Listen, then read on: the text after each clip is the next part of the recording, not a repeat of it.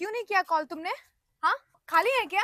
अरे हम मुझे भी तो बात कब नहीं से करनी, खाली रखो फोन। हैं। ब्रेकअप। अरे मैडम, हम भी तो खाली हैं।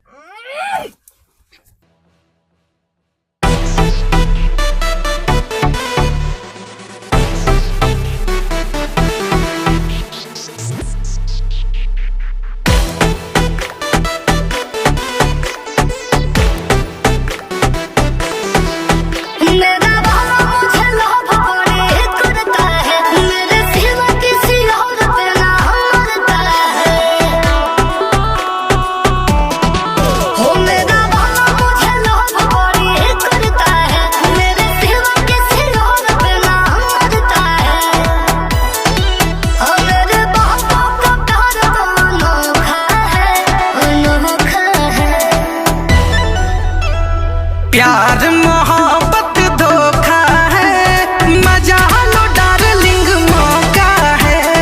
प्यार मोहब्बत धोखा है, मजा लो डार्लिंग मौका है।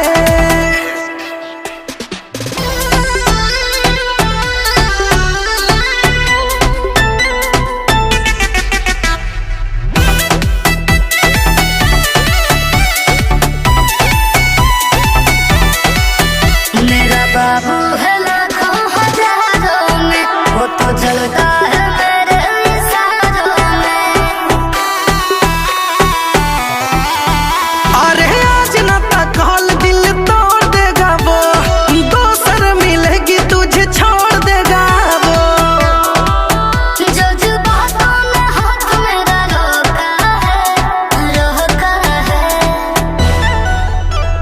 प्यार मोहब्बत धोखा है, मजा लो डार्लिंग मौका है। प्यार मोहब्बत धोखा है, मजा लो डार्लिंग मौका है।